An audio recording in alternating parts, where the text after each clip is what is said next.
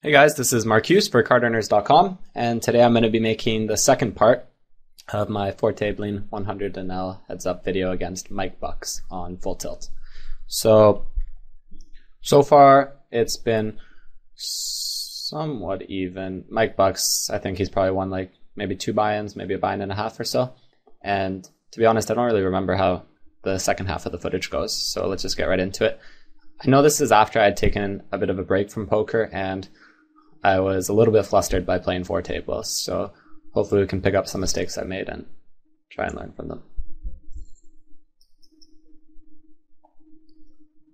One thing I do remember about MikeBucks is that I don't want to be delayed c-betting against him.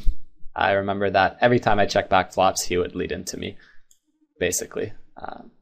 And against someone like that, obviously, I want to err towards betting my air and checking back made hands, which is pretty exploitable, but until he adjusts, I think that that's the way to go about it.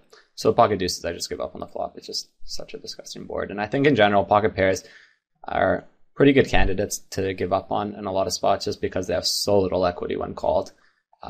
If he's got any kind of pair, you're drawing to 2 outs for the most part. So I don't really like it when people take their pocket pairs and decide to turn them into check raises on the flop and stuff like that, because I think you'll have a lot more hands that are better candidates for doing so. Although they do have some showdown value, which is worth considering. On some boards, you can check raise a pocket pair and then sometimes get to showdown or make some big call downs and be right. Anyways, bottom right, I check back an ace here, which is what I talked about. Just trying to check back made hands against someone who's leading into me a lot when I check back flops. If a lot of people, including myself, check back aces on this type of board, especially weak aces. And they c-bet all their air. So obviously their c-betting range is incredibly air heavy. So if you're playing any kind of decent opponent, you're going to have to adjust that. And on the bottom right, I'm just going to call.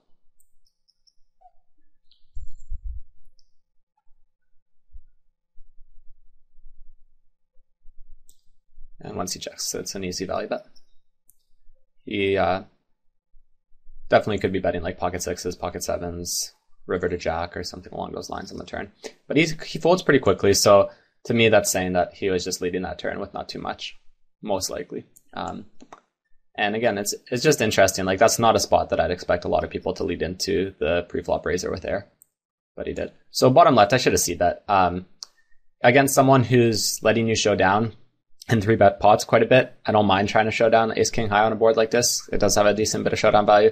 But against a regular, I think that your standard should just be to bet. It's just going to be too difficult to show the hand down with ace king high. And if you do check call the flop, I think your hand is kind of face up as something pretty marginal, and he can barrel a lot of turns pretty profitably. Whereas if you bet, I think there are a lot of good situations. On a board like this, anything above a 6, except for maybe a 7, is a decent barreling card against his flop calling range. So I think it's a better situation to bet. And you could probably even jam with ace king over a flop raise. That's one of the few spots where you have like an okay amount of equity when called, usually. And I think he is bluff raising a flop like that a decent bit. So top left, I call a 3-bet with 6-9 suited. He is 3-betting like 22%, 21.5%. So I think 6-9 suited is definitely strong enough to call.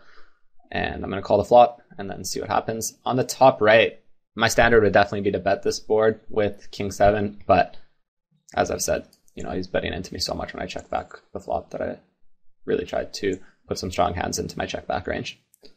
Pretty good turn on the bottom left. That was probably going to barrel a lot of turn and rivers, regardless of what they were, but certainly that one. Top left, he bets. I actually think it's kind of airy and that he might be trying to get me to fold all my floats, or maybe like some 10-8s or even some jack 10s or clubs even, thinking that it looks really strong for him to bet this turn. I feel like a lot of people would slow down in his shoes with a queen or an overpair. Not that it's necessarily the right play, but I think a lot of people do end up checking queens or an overpair when the 9 pairs here. So I think his range is kind of bluff heavy. No matter what his range, though, I think the play is just a call. Hope he bluffs off on the river. And if he does have a queen, I think that was betting the turn. I think he ends up betting the river quite a bit.